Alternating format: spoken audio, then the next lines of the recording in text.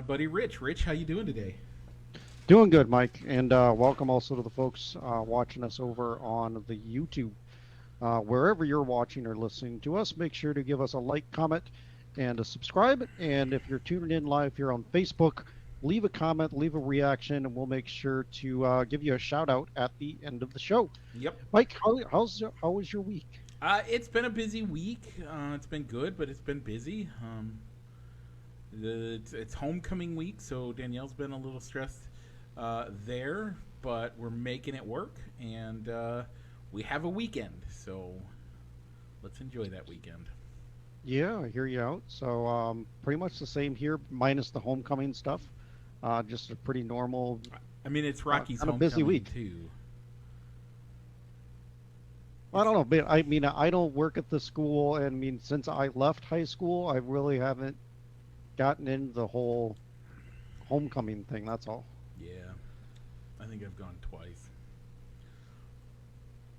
All right, Mike. So we got a good show, a lot of things to discuss, some leftovers from last week, talking about a Bears potential new stadium, what they're planning on doing with the Arlington site, the Arlington Heights parcel of land that they bought out there, as well as the college football playoff expansion, as well as the NASCAR corner. Mike, what else are we going to be talking about? We got our NFL, so we got a lot of stuff to talk about in the NFL. We'll get to that, and then we have the MLB and everything going on with that, getting ready for playoffs soon. So Yeah. that and much, much more. But first, let's roll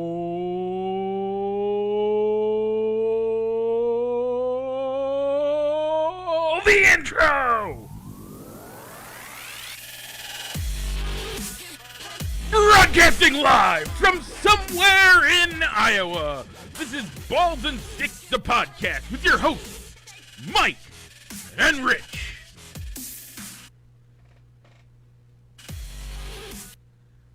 And we're back. Rich, I love your faces when I do that to you. Your eye rolls tell just the whole story. You're like, oh, how long is this going on for? It's all right. No, also sometimes it's impressive. Wow, you were able to hold that one for a long time. Oh, I've never actually held it to the point that I can't hold it longer. Okay. But it sounds like it's a time for a challenge. Accept it. All right, Mike. So we're going to start with our poll question. If you want to bring up the results here real quick. Last week, our Jock Jam Stadium songs featured Rock and Roll Part 2, or as most people know it, the Hey song, and Blur Song 2, which most people know as Woohoo. So, Mike, how did the people vote? Well, Rich, we had a tie again. Okay, Mike. So where will Balls and Sticks place the tie-breaking vote?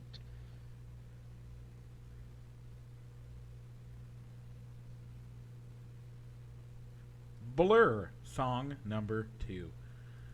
Okay, so I take it we were the two that voted for the Hey song? Wait, you and I both voted for that? No, we're playing Executive Powers, and we're gonna play Rock and Roll Part 2. You see, Mike, that I'm gonna have to disagree with you on that one. Is it confirmed that we both voted for Rock and Roll Part 2? Yes. So I would say that Balls and Sticks votes needs to go with the people that are not affiliated with this show and give it to Blur, since we had 2 fan votes go that went with a different song. So they participated in the poll, so I feel Balls and Sticks' vote should go to Blur. I'll follow your recommendation, but I feel like if you and I had picked a song together, if we agreed on something, then we, as Balls and Sticks, agree that that's the better song. So, Balls and Sticks votes the way you and I think. If you and I thought differently from each other, then it's a eeny, meeny, miny, mo, or a paper, scissors, rock. Okay, so you want to go? Okay, I like your logic as well, Mike. You're the one at the controls. Who's it going to be? What's it going to be? We're going to go with Blur because we are people. We are men of the people. So let the people have their cake and eat it too, or in All this right. cake, their blur. Yeah. So I know I went with the Hey song. I actually thought when I was driving home today, thinking about where could the numbers be, that maybe I would change over the blur because of memories that I have of going to Quad City Steamwheeler games with my dad, and whenever the Wheelers scored the touchdown, the that's what started the touchdown. That's what started like the touchdown song right when they after it was announced that the touchdown was confirmed and scored. Okay. Well, So you I'm okay either way. you kind of voted for it. So I kind of voted for it. Yeah. okay, this week we are gonna have Continent Joe, and thank God I'm a country boy. Man, this one to me isn't even that hard of a pick. We'll see. We'll see We'll what see how happens. it comes out. So, Rich, do you see what's Uh, coming up next? Mike, is it a left turn? It is. And after that? It's probably another left turn Why is that, Rich? because Mike, we're going in the NASCAR corner, presented as always by Triple I Sports Cards Incorporated, Fifth Avenue in Moline, Illinois, or you can also check them out and find them on eBay. Triple I Sports Cards Incorporated. So this All right, last Mike. week, we were in Kansas City for the Kansas 400, or the Hollywood Casino 400 in Kansas. Your winner and Rich's pick for non-playoff driver, Bubba Wallace. My pick for non-playoff driver finished 5th, and that's Martin Truex Jr. Rich, your pick of playoff drivers finished 3rd, so you get 3 points this week. I do, Mike. Your pick of my playoff driver was Christopher Bell, and Mike, your guys still didn't do really. Your dude still did pretty good as you had Chase Elliott as he came in 11th. Yeah. Okay. All right, Mike. So before any thoughts on the Kansas race? I didn't watch a minute of it. Yeah, neither did I. I was trying to follow it as best I could It was football day. on the app. Yeah, I was down. I was watching Red Zone all day. I watched the Bears at my house, and then I went over to our neighbors and watched the Vikings, and then I came home, and to make it up to Danielle, we watched some other non-football related stuff, and then I put on the football game at the end. All right. So yeah, before we go into our picks for the Bass Pro Shops night race at Bristol, let's give an update on where the playoff standings are on on which guys could be joining our pool of non-playoff drivers Yeah, that's a good point. to choose from. So currently, the points leader, and I believe he does have a guaranteed ticket to the next round, is Christopher Bell. Yes, he does, because he uh, won a race. Yeah. No, he hasn't won a race yet. Oh, for you're the- right. You're right. He hasn't you're won a playoff race yet. But Nobody's won a guaranteed- playoff. None of the playoff drivers have He's won a guaranteed playoff a race spot yet. because of his where he's Because of at in points. points. Yep. All right. Followed by William Byron, Denny Hamlin, Joey Logano, Ryan Blaney, Alex Bowman, Chase Elliott, Kyle Larson, Ross Chastain, Daniel Suarez, Tyler Reddick, and Austin Cindric. Yep. Below the cut line, so two noticeable veteran drivers in Kyle Busch and Kevin Harvick, as well as maybe two surprise winners from this year that made the playoffs in Austin Dillon and Chase Biscoe. Yeah, I think look for those 4 to be really aggressive this week, because if they don't win, they're not in. So Yep. look for those guys to be extremely aggressive. It could be really good, or it could be really bad for any one of them. Yeah, and you could see maybe even guys like Ross Chastain or Daniel Suarez getting knocked around on the track as revenge, as they've upset a lot of guys over the last couple of races. So look, maybe that those paybacks could be getting cashed in tomorrow. You wonder if Kyle Larson has a target on his back as well. I hope not, but that's kind of foreshadowing who I may be picking for I this mean, week. we all know what happened at the Indy Road Course. Hmm. He he tried. Well, first he tried to blame it on a mechanical issue, which it turned out not to be, and nearly killed a man. Mm, that's true. So I would look out for him. He's one that I might be weary about picking him as a winner, as he might have a target on his back for revenge this week. But that's just me. All right. Speaking of picking winners for the week, Rich, you once again have honors. Let the fine folks know who you picked. All right. So I already penciled it in, so I'm not going to change. I'm not going to change it, even though you gave a fair warning of maybe you shying away from him. But I'm still going to go Kyle Larson for a win on the playoff drivers. Okay. And for a non-playoff, I'm going to go Brad Keselowski. Both guys have a good track record at Bristol and at the night race. So that's why I picked them. I'm going out on a limb here. Okay. I'm going to pick Kyle Busch. Needs a win. It needs to do really well at least, and needs to do something in order to prove that, or to get him to stay in the playoffs. I like the pick of Kyle Busch. Mostly because you want him to fail? No. I like it. I mean the whole pressure of where am I going to be racing next year is off the table, as he knows where he's going to be racing next year. So I think that pressure is off. So maybe he can finally just focus on getting a win. Yep. So I like it, but the reason that I couldn't pick him, even though I thought about it, was because my wife's an anti Kyle Busch fan, so it'd be hard to root for him to win the race. Oh, I hate Kyle Busch. I want him to lose every race that he's ever in, but I know that when he's backed into a corner, he's not afraid to use his car to get somebody out of his way. By the way, my non-playoff driver is going to be Eric Amarola. Okay, so Rich, as you just alluded to, Kyle Busch is moving to RCR. It became we talked about it last week just a little bit, but it became official on Tuesday as they had a press conference.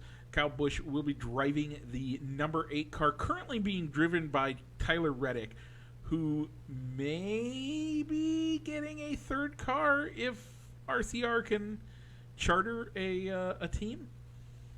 Yeah, they really haven't announced what they're going to do with Tyler Reddick. And a part of me is also seeing stories on how maybe Richard Petty is hoping that Joe Gibbs or the Toyota racing organizations buy out his contract and bring him over to the Toyota camp a year early. Yeah. So they don't have to spend the money. Because you got to admit, I don't think Reddick, if he stays with RCR, you gotta think that he's probably not going to have the best resources, as they're only committed to him for one more year, and then they know he's jumping ship to go over to a competitor, not only as a team, but as a manufacturer. And is it worth him worth putting the money and resources into chartering a team that you don't even have currently in order to and one that you could dissolve at the end of the year anyway. Yeah. So I mean, with Kyle Busch having the 18 vacated, I mean, I think everybody's assuming that it's going to be Ty Gibbs going into that car. Yep. But I could have swore that when they were talking about possible replacements for Kyle Busch, Gibbs was saying that they wanted to have Ty Gibbs have another full year in the Xfinity Series. So why not buy out Reddick's contract and put him in the 18 for a year, and then that buys a year for Hamlin and Jordan to figure out what they're going to do with the driver that they signed for 24, but they don't have a car for him even. I think that's being solved as we speak. Okay. There is a driver that they have, and they have in a contract with, who I'm not saying he's contemplating retirement, but the amount of time he's taken off for this injury indicates that maybe he's thinking about retirement. And I'm just wondering, Mm-hmm. is Kurt Busch going to realize by the end of this year or at the end of this year, yeah, I'm going to retire. And then they just bring Reddick right in and put him in the 45 car. Yeah, I thought about that one as well, but the statement that Hamlin has said about Bush that even bringing in Reddick for 24 is that he said that Kurt Busch will have a ride within our organization for as long as he wants it. Yeah, So but it isn't how like long they does would he take want it? exactly. I don't know that. Does he want it? He hasn't wanted it the last 5 weeks. Well, you also don't know. I mean, everybody kind of recovers from a concussion differently. Yeah, but I think you have to start looking at the writing on the wall. Like at some point, the writing on the wall says he's not coming back. And you have to move on. So I almost expect, and again, I don't have real inside knowledge other than I follow the sport pretty closely. I watch a few things and I DM a few people here and there. But none of the people I DM really are insiders whatsoever. But at some point, they have to start looking for, well, if he can't come back, what do we do? And I think with Reddick being sitting out there, you reach out to Richard Childress and you say, hey, we'll take we will pay him what you owe him next year. That's our offer for the buyout.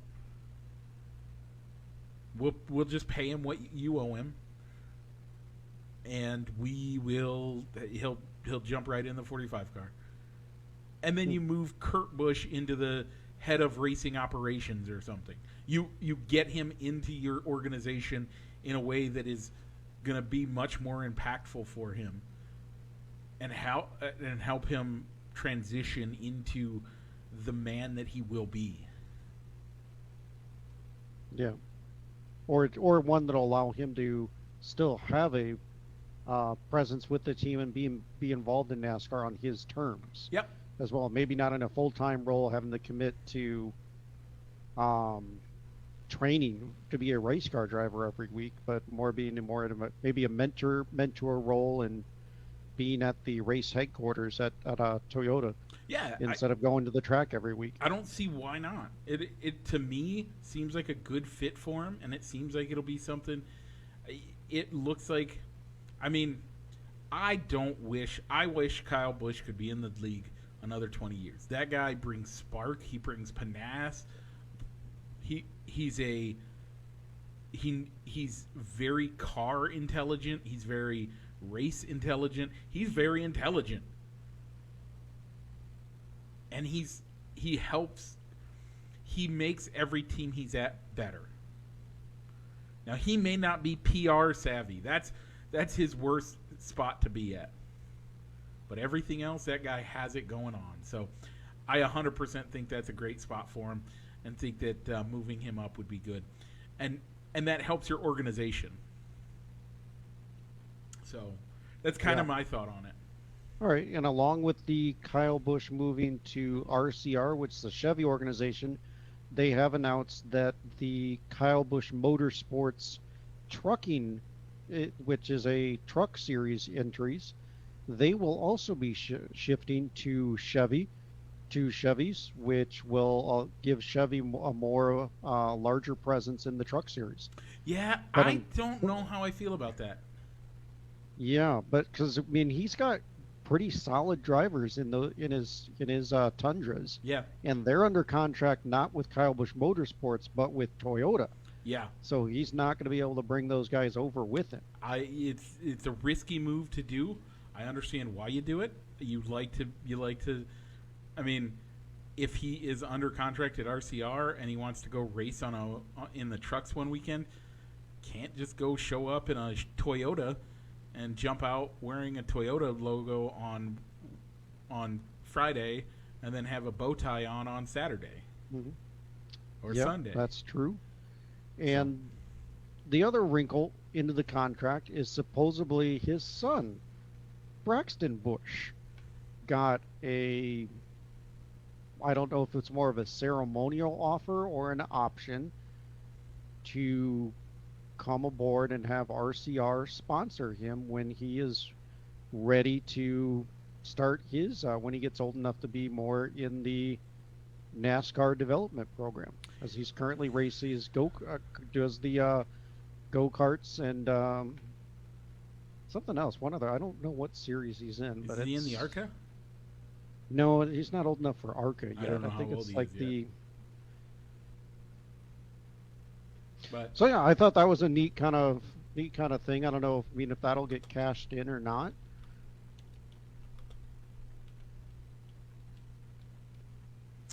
Looking that up real quick. So yeah, he's getting only back 7. to NASCAR. He's only 7. Like, yeah, let him grow up a little bit. He doesn't need to. Oh no, he is. I mean, sure, if RCR wants to make that commitment, whatever. They're a family organization in general, so makes some sense there. Yeah, it's just a contract option. Okay. So Rich, anything else that you would like in the NASCAR corner? No, not that I think of. The 2023 schedule got announced, but that's more of a topic for the season preview for 23, as we kind of already talked about the new races that's going to be on the slate with the street race in North Wilkesboro. Yeah, those will everything be exciting. Else those are the two only new tracks to come onto the new schedule, except for maybe dates getting shifted around to stay on special weekends. Yep. So this has been the NASCAR Corner, presented by Triple I Sports Cards Incorporated, Moline, Illinois. Check them out in person at their store on 5th Avenue, Moline, or online on their eBay store for all your sports memorabilia needs. Check out Triple I Sports Cards Incorporated. Let's keep going left as we head to the diamond to talk about baseball. This week, the Cubs went 4-1 show to show. Rich, that means we did terribly. You were down by a half, or you cut it in half, and I cut it in 1/4 the amount of wins that they were going to get. And those weren't cheap wins either. No. They swept the New York Mets. Yeah, that's a big deal, folks. They are still solidly in that third place in the division. Doesn't mean a lot. They are still 22 games back. I believe that they are now officially eliminated from the division. From the division probably. They cannot win the division. I don't remember. They have 16. They have. They played 5. They were at 23. I haven't seen the Facebook post to say that they have been eliminated yet. It's gonna take. They're gonna need a lot of help. Theoretically, 2 games. If they lose 2 more games, I believe that puts them behind.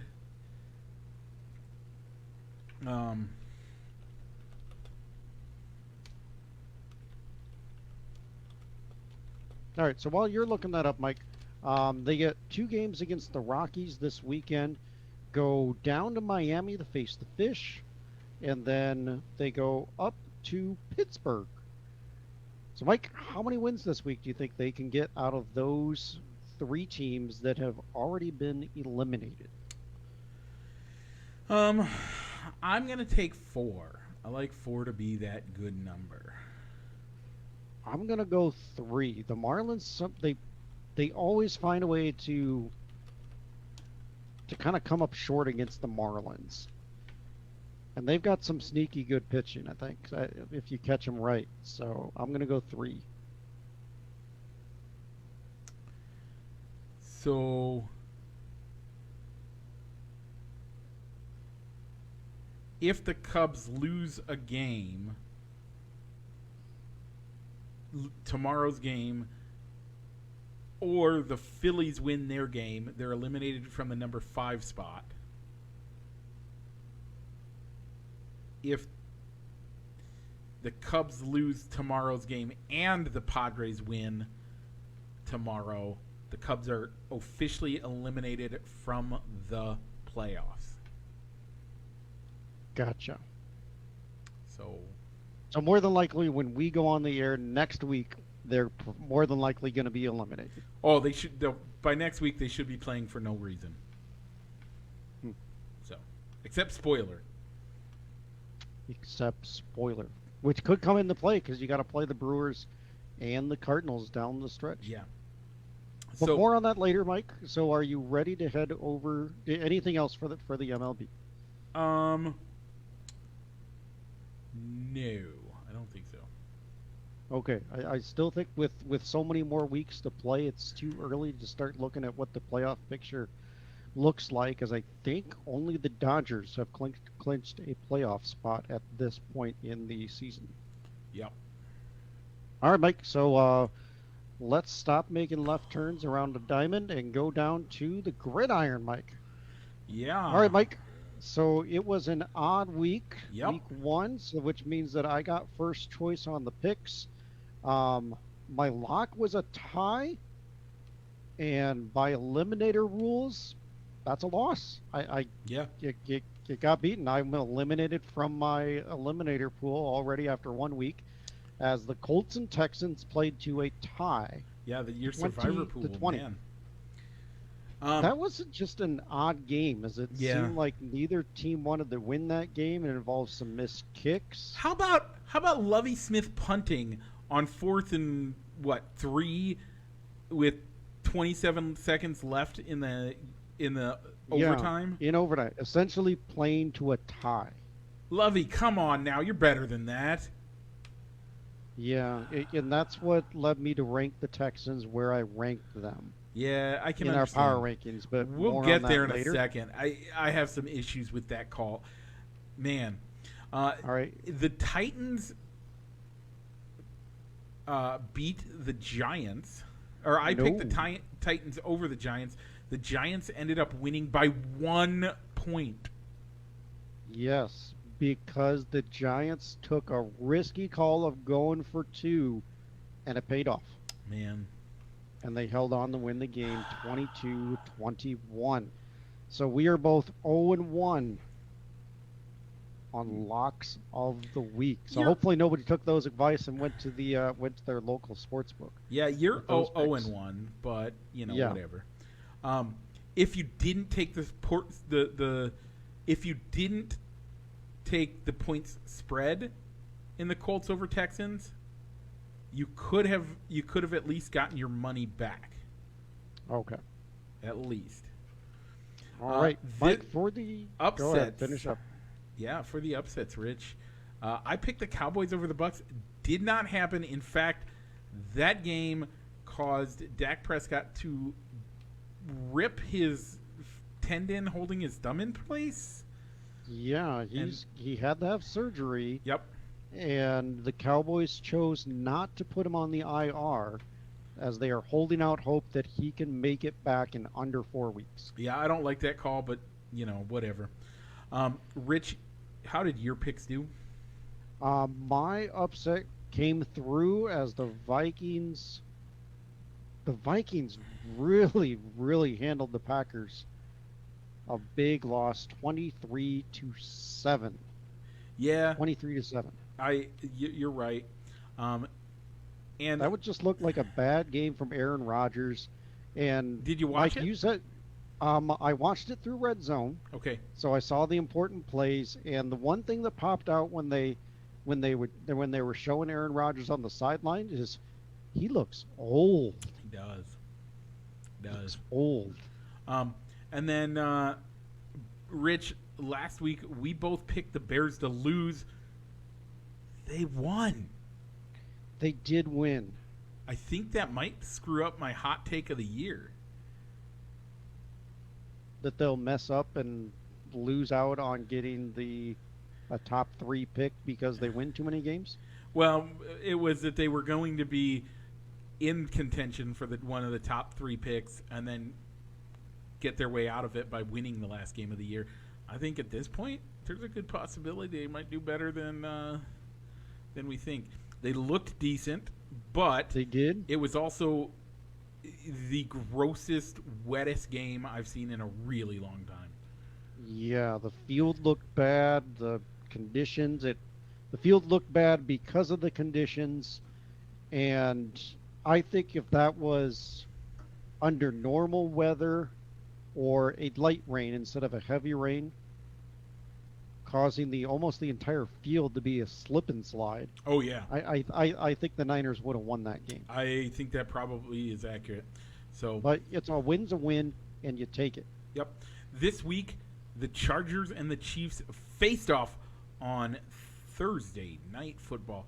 What could be a preview for the AFC Championship game?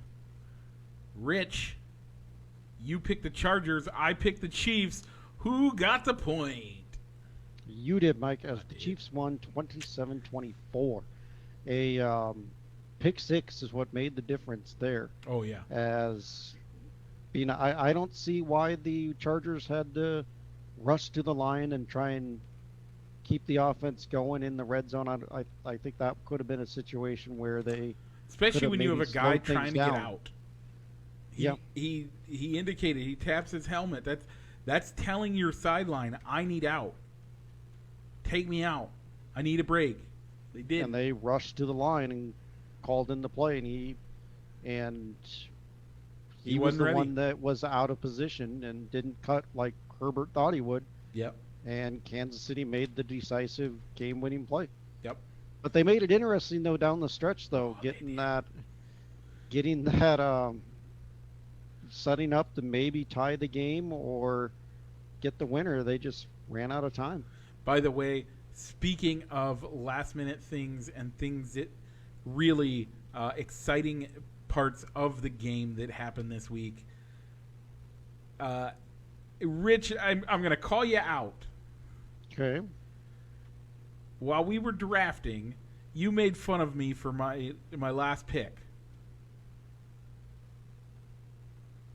You made Which was Young Koo. Okay. Yeah. The kicker in Atlanta. I was like, okay, I'm gonna get my kicker, and you're like Young Koo, like you didn't. And this has been my argument all year. This team is terrible. But as soon as they get into field goal range, they'll put him there. By the way, he's got a cannon for a leg. If he would have timed it just a half second sooner or a half second later, he would have had a 62-yard field goal to win the game. The power that he kicked it with and the angle, he would have had the distance.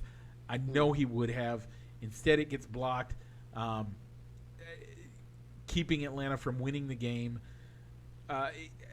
Overall, it was a great game. And yep. You know what? Yeah, I'll walk back that comment about why would you pick up Young Ho Koo. Yep. I think the rationale at the time was that yes, Atlanta's a bad team and they could be kicking a lot of field goals because their drives will stall, causing the field goal unit to go out there. But sometimes if you're down by a lot, that strategy of, all right, we'll settle for the field goal and take the points and come back out the next time. Eventually those large deficits could turn into, well, we got to go for it because we got to stay in this game and try and win it. And so the field goal chances might not be there. I can understand that, but I think the first half of the game, he's going to get some decent long yardage kicks, which he did this week. Did great. It was awesome. I appreciate it. Okay. Yeah. And in all fairness, Mike, I am now following that same strategy with my new kicker in that league as I picked up the Browns kicker who had the second most points for a field goal kicker in our league. So yeah, I'm going to see if that can stay true. At least until Deshaun Watson comes back, they could be kicking a lot of field goals too. Okay, Rich, it is an odd week. I get my It's an first, even week. or it's an even week. I get to pick first. So for my lock of the week, I am picking the Cincinnati Bengals over the Dallas Cowboys. Dallas Cowboys don't have a great starter. They don't even have a good starter. They have a backup kind of starter. And they have a backup only Jerry Jones can love. Yeah. And especially in a year that there were so many guys that he could have gone out and gotten. Jerry, you're shooting yourself for not having that insurance policy this week. Yep, I would like that. I would probably even take the Bengals over the Cowboys, even with a healthy Dak Prescott, because that offensive line is suspect. It's suspect. So if you don't have good blocking, not only is your quarterback going to suffer, but your running game's not going to be able to gain much traction either, and that was shown against their matchup against the Bucs too. Yeah, no, I totally agree. It's one of those things that either way, you gotta be. I mean, I think it's going to be where it's at. I did see a rumor about that this week, but I don't even feel like it is worth talking about on the air. I'll tell you afterwards. Rich, all right. So I picked that game. Left you with a couple of other good locks of the week. Which one are you picking?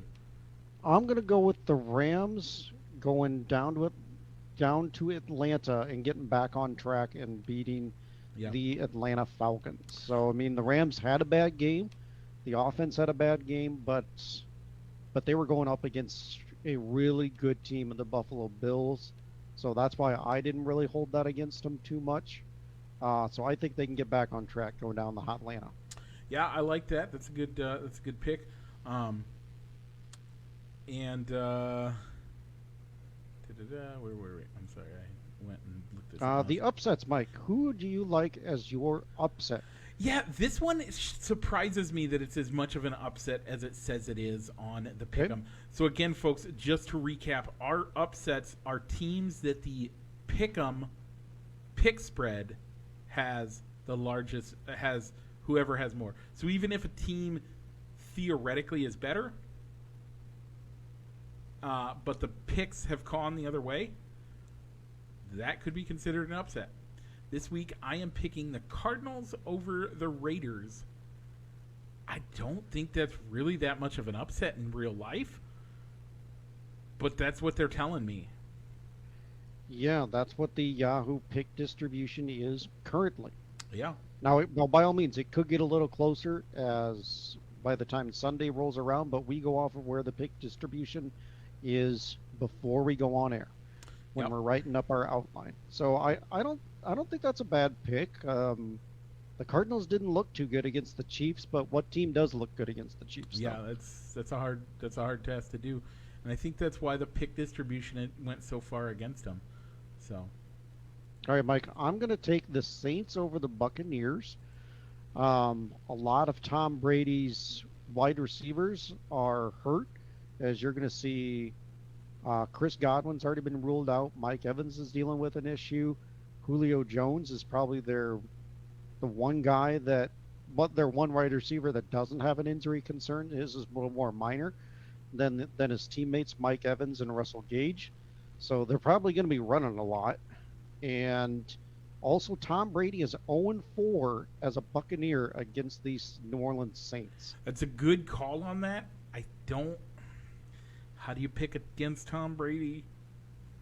I know. It didn't work out in favor of you last week. It did not. But I'm going to go with it. I didn't really feel it very confident about any of the other picks, and sometimes when I was looking at picks that I could have made for this week as an upset, that's the one that popped out at me. It was my gut feeling, so I didn't want to pick anything else. Okay, Rich. Finally, the Thursday night game the Bears. Bears play Packers Sunday night. Bears are in prime time. The rivalry is the only thing that's giving that a primetime game. So, it's the Packers. It's Lambeau. What do you think?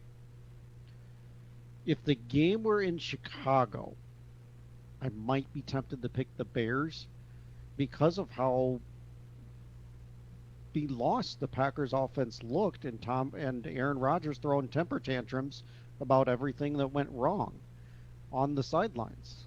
I can totally feel you on that. But the game's in Green Bay, and Aaron Rodgers loves to beat the Bears, he, so I can't pick against him. hey, I don't understand it, but for some reason, a minority stakeholder in the team, it seems like he claims to be a majority stakeholder, in owning the team. Yeah, he isn't wrong though. He has owned the Bears for many years. I got to take the L on that. And then Thursday night game of the week, Steelers Browns.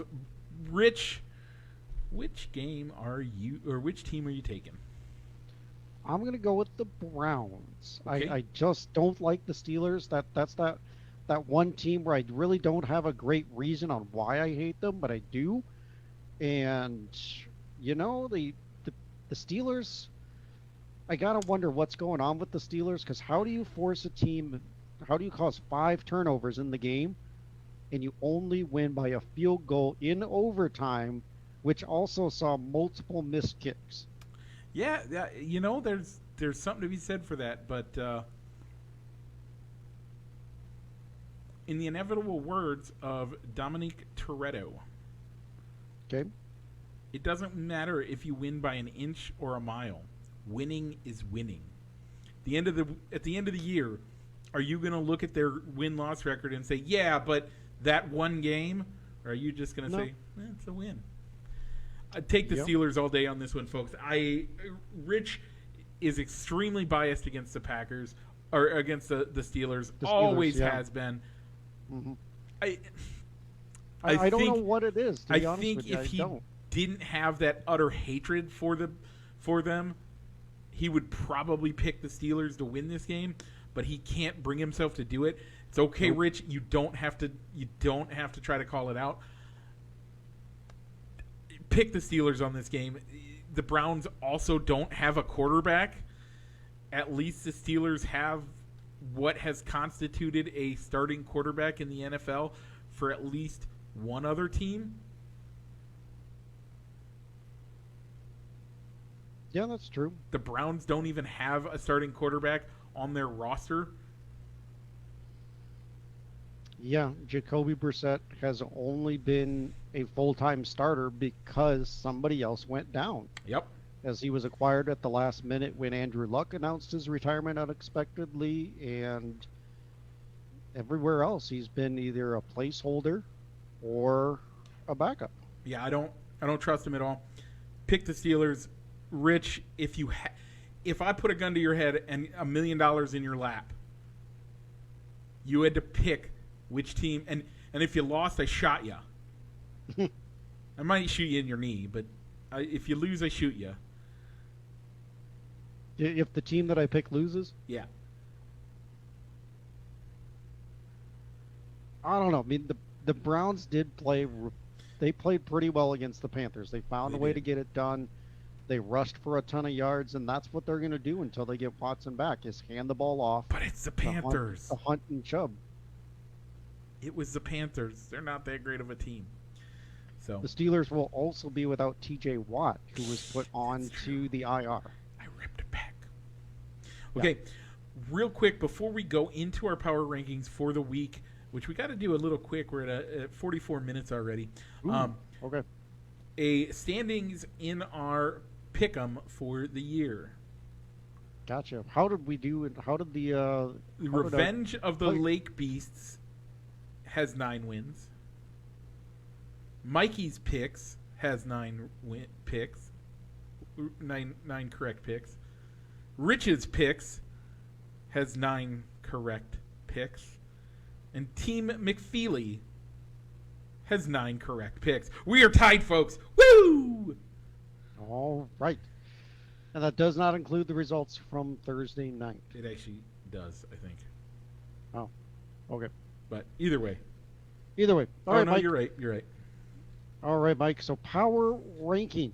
Yeah. Power rankings. Let's do our top 10 and our bottom 5 and the Bears. Yes. Or That's usually how we'll do them. okay, so you're number 1. The Buffalo Bills. The ELO agrees with you. I disagree. I put the Kansas City Chiefs at number 1. All right. I have the Chiefs at number 2. As does the ELO. I have the LA Chargers at number 2. Okay. 3. That's where 3 is where I put the Tampa Bay Buccaneers. 3 is where I put the Los Angeles Rams. Okay. So wow, I did not expect to see the Bills down this low on your list. So we'll get there. Number 4, I put the LA Chargers. Okay. Number 5. So you have the Bills at 4? I have the Bills at 4. Okay. At number 5, I have the Buccaneers. All right. 5 is where I put the Ravens. I have them a little bit lower. This is going to be interesting. These next few are going to get quite interesting, folks. The top 5 we're pretty close to agreement on. There's 1 or 2. Number 6, Rich. Who do you have? This is where I put the Rams. Okay. Number 5 is where I put the Bucks. Number 6 is where I put the Green Bay Packers. All right. That's a big difference for the Green Bay Packers. They did not make my top 10 because they lost because of how bad they lost. I dropped them all the way down to 15. Rich, I have one word for you. Relax. And by all means, if they win, they could go up further. By all means, it's 1 week. It's hard to judge really off of 1 week. Yeah. Number 7. Number 7, I have the Indianapolis Colts. 7 is where I put the Miami Dolphins. They played a really good game. By the way, the Patriots. We'll do that later. I'll give you the top 10 for the ELO after we get through all the way through our top 10. Gotcha. You had, wow. That's our biggest difference of the week. With which team? The Dolphins? Yeah. Where did you put the Dolphins at? 25.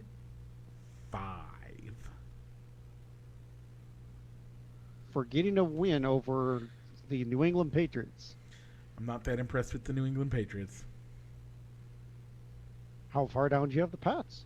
17. 17? Yeah. But you have the Dolphins who beat them all the way down at 22? Rich, the Miami Dolphins have had Bill Belichick's number for years. 4 years. When he had Tom Brady, they still would lose games in Miami or would lose an occasional home game too. Didn't matter.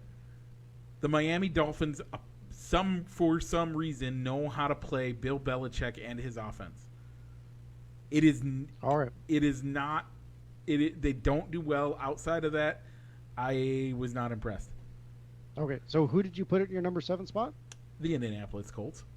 Okay, sorry, you did say that. My apologies. My number 7 was the Dolphins. The number 8 spot I gave to the Minnesota Vikings. I have them at number 14. Okay. Who did you put in number 8 is where I have the Baltimore Ravens. All right. Number 9. Number 9, I gave it to the Philadelphia Eagles. I gave it to the Denver Broncos. Okay. And number 10, the Tennessee Titans. This is where I put the Colts. Even though they got a tie, I'm giving it to them. I think that they're going to have a leg up in the division and eventually win the division. So that's why I gave them the 10 spot. Okay, let's jump to the bottom 5, and then we'll do the Bears. Yeah. The bottom 5. Okay. Team number 32 for me was the Houston Texans. I did not like that they played for a tie. I totally forgot to take that into consideration in my rankings. I don't think that they're going to be a great team this year. I put the Jets in there just because they didn't get a tie. They actually lost. Then I put the Texans in 31. All right, I put the Jets at 31. They didn't look great against the Ravens. Yep. So that's where I put them at. My number 30 team was the Atlanta Falcons. Okay, I have the Falcons up at 22. So okay, it was a close game. They could have almost won the game. They did a lot better than I thought they would. Yep. Number 30, I have the Jacksonville Jaguars. All right, I put the Jaguars at 29, so we're not that far off. Okay, my 29 team is the Dallas Cowboys. All right, I still have the Cowboys at 20, but more than likely they're going to be going down a little bit further. So I 100% base this on the injury and that they look terrible anyway. They look like garbage, and Dak Prescott is injured and not going to be out the next 6 to 8 weeks. Okay.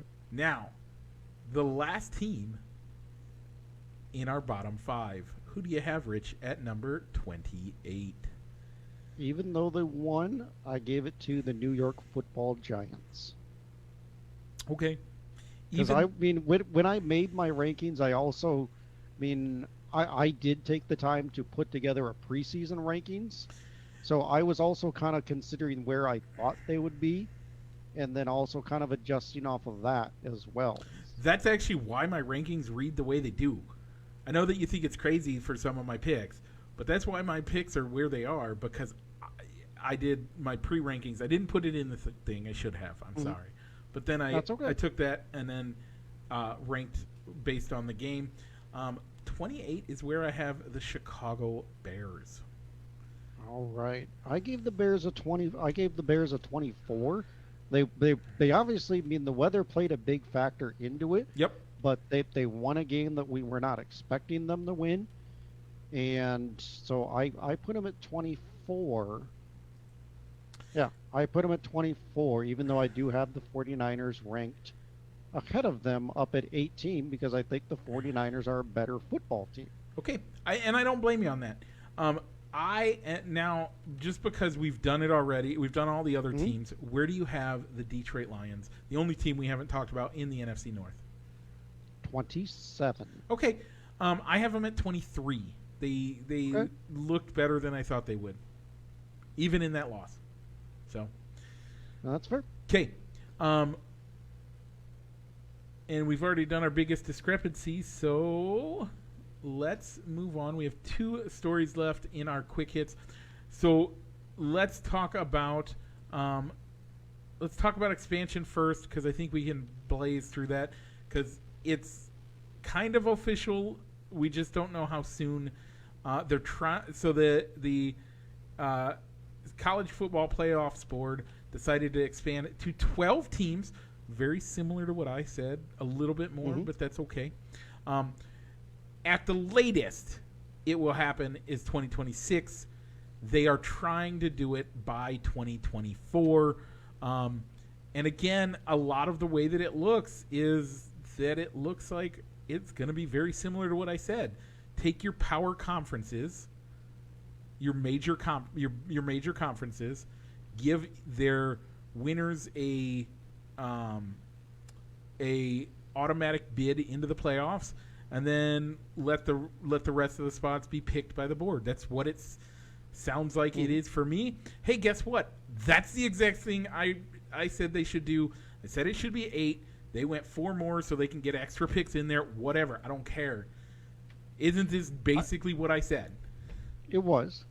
So the one thing that got me wondering about this is if you're going to give the teams from the ACC and the Pac-12, and probably is the Big 12 still considered one of the power conferences? Yep. An automatic bid to their conference champion, isn't there a chance that their conference champ could be ranked lower than some teams that won't make that top 12 because other conferences like the SEC and the Big 10 are coming in and expanding their conferences to include some of those teams? Yeah, it really is going to hurt those teams that decided to change their conferences this year. Um, I still don't know how long this is going to last with the way that money is getting moved around. I still think the NFL style 32 team, add relegation, all that stuff. That's what I'd like to see them go to now. I don't know that they will. Yeah. I think they'll stay with this for a while. But they've listened to me in the past and tweaked what I said. So why not? Mm-hmm. I'll throw it out there. Pick the top 32 teams, put them in the Big Ten and the SEC, and then make the other divisions lower-ranked ones. You can keep your playoffs the same, and then and do automatic bids that way. Just take away the conferences altogether and put the best 32 teams. Put a north, south, east, west. Sure. North, south, east, west division. Sure. I'm okay with that. Similar to how the NFL does it, and if that means, and then the lowest four teams. But if you're going to do it like the NFL, then you need a AFC and NFC, and why not have the Big Ten and the SEC? I think it works, and then your Pac-12 and your Big 12 can be your B level, and then your Mountain Valley and your, I guess it would be ACC and Pac-12 would be your second tier, and then the Big 12 and the Mountain Valley can be your third tier. I don't care how far down you want to go. You can go as far down as you want. Do it that way. Have relegation. Have games where your worst team in the worst two teams in the worst team for the Big Ten plays the best team in the ACC, and the worst team in the SEC plays the best team in the in the Pac-12, and the winner of that game gets to move up a conference, and the loser has to go down to the lower conference. Do that.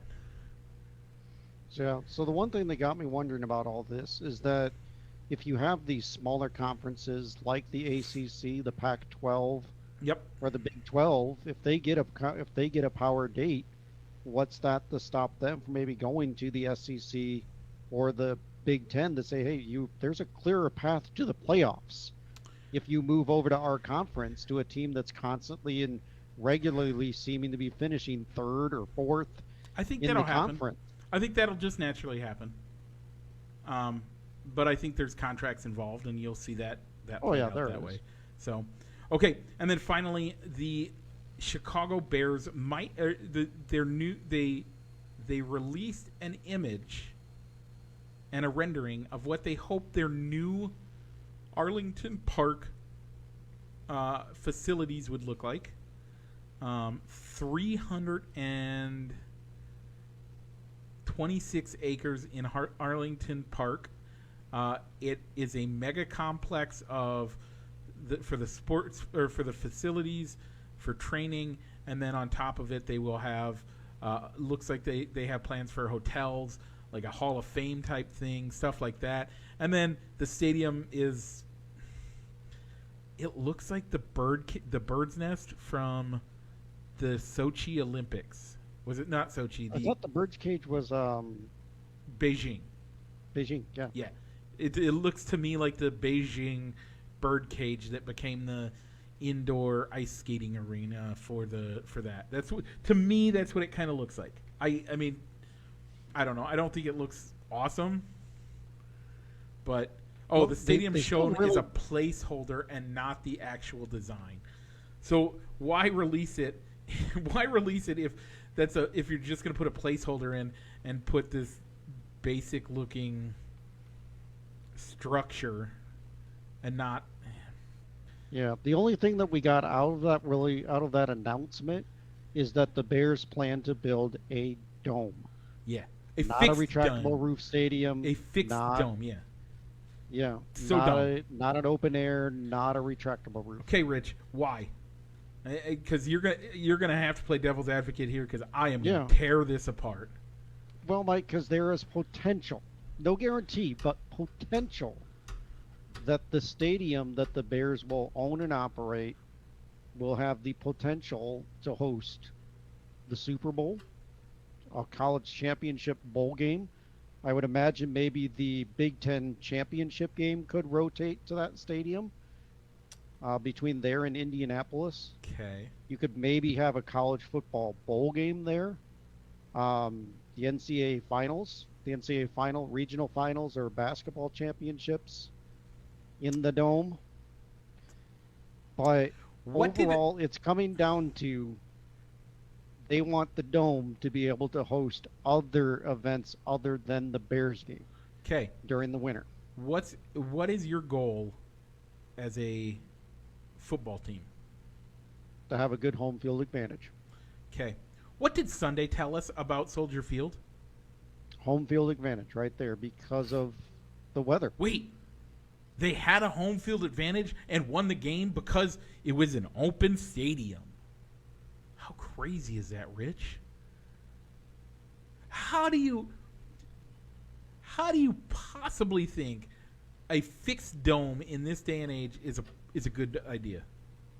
I don't think it's a good idea. I think if they were going to abdicate and say that for the future of the game and to have a state of the art stadium, I think that they would be better served if they are dead set on saying that we need a roof to have a state of the art facility so we have the potential to host these bigger events. Yep. Or events in the off season to have a retractable roof. Not a dome, but even with a retractable roof, if it's raining, if it's snowing, or if it's cold, that roof's going to be closed, which in your mind would eliminate any home field advantage that they would have, that they could gain from playing in the elements. That, and I'm starting to get sick of all these NFL teams playing inside domes. Why do we? I understand part of the problem is you need to attract fans to come. Why do you go to a game? To watch the game. Well, most people say that they can get a better, more enjoyable watching on their TV. Watching at home, because you get full HD, you get to see the plays better, you get to sit on your comfy couch, and you don't pay $25 for a beer. Well, I got news for you. Putting me in a cushy chair in Chicago ain't going to make me want to go to a game. What makes me want to go to a game is to be there and yell and scream and have fun. I don't care if they look like ants on the field. I want to be there. I've sat in every terrible seat in Wrigley that there is. I have had poles literally between my legs. But it was a much better experience because I was outside enjoying the elements at Wrigley with the crowd. There's a reason why it says, take me out to the crowd. Because you want to be in that experience. Now, you can have that experience indoors, but trying to recreate what's at home in a stadium, the cushy seats means I want to be in my seat more. I'm not going to be on my feet as much. The cushy, the nice, comfy area, that doesn't give me the opportunity to prove how insane I am. I'm not saying that I'm a man because I'm going to go there with the Cubs logo shaved into my chest and negative 23 degrees. That doesn't make me a man. Makes me nuts. And you know what? I will proudly wear that badge. I got no problems doing it. But you don't even give me the opportunity to do that anymore. If I want to do that, you know what I got to do, Rich? I got to scalp a ticket and go up to Wisconsin and eat some cheese. Get backed up for a week. Yeah, I mean, I like that they're maybe considering and building the stadium with hopes of getting those extra events. But Detroit and Minnesota have a dome.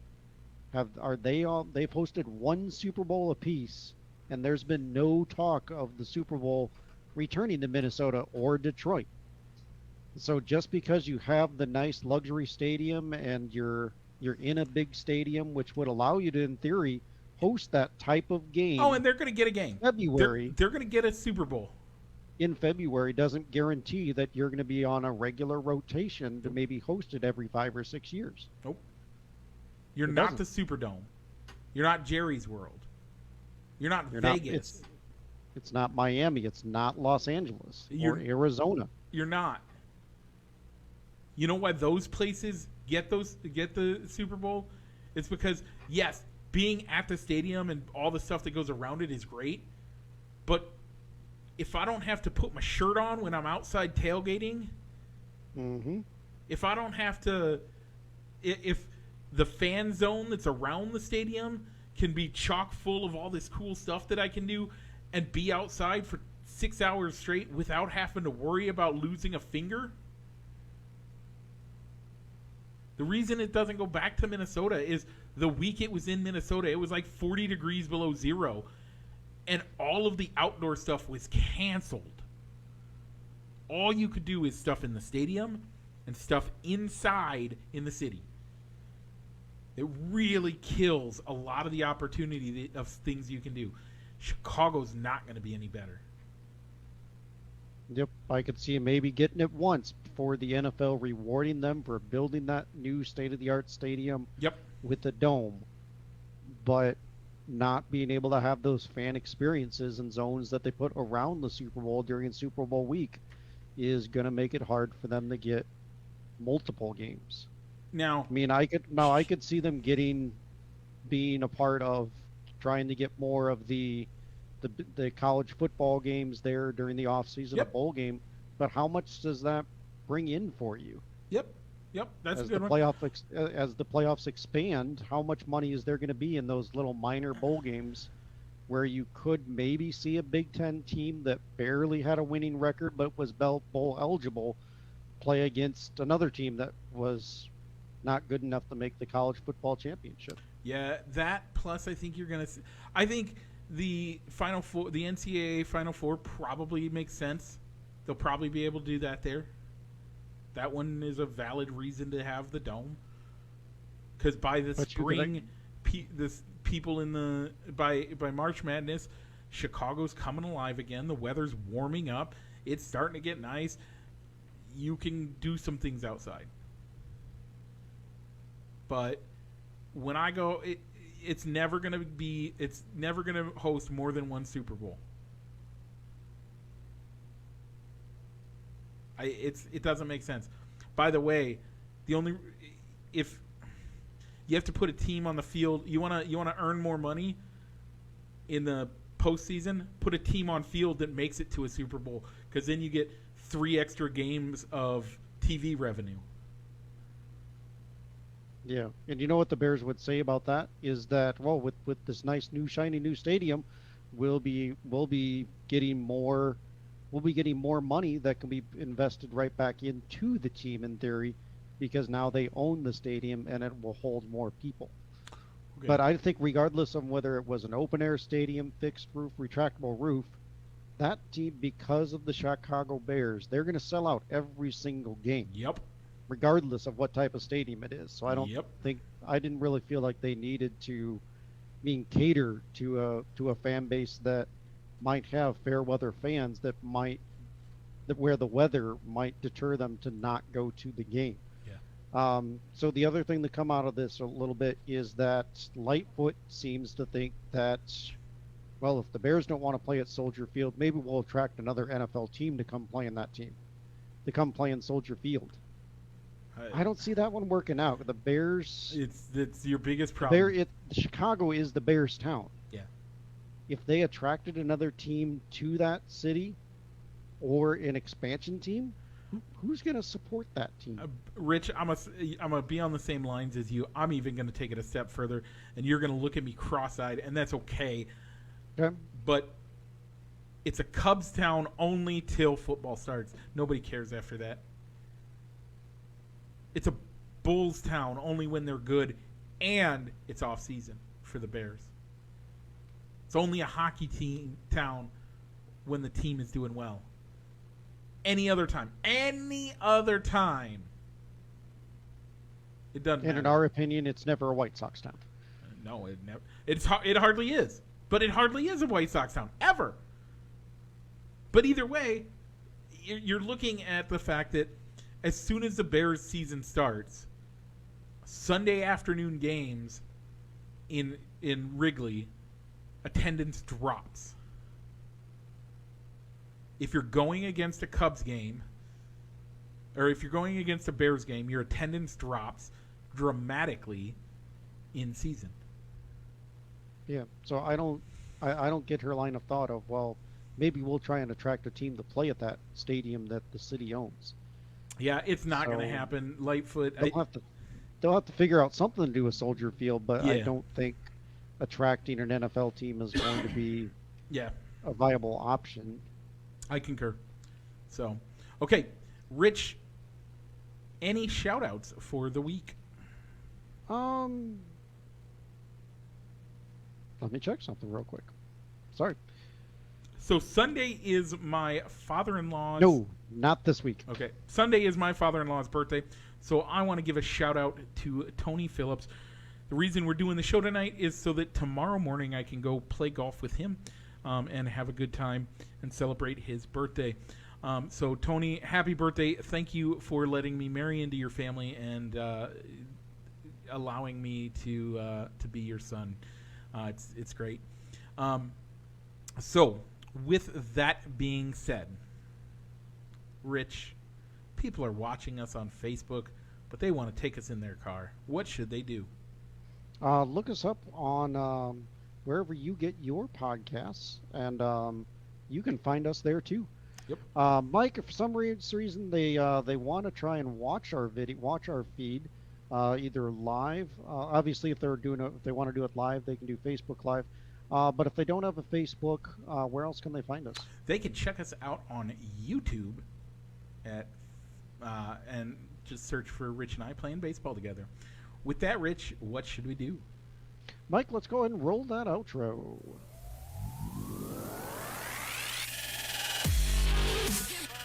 Broadcasting live from somewhere in Iowa, this is Balls and Sticks, the podcast, with your hosts, Mike and Rich.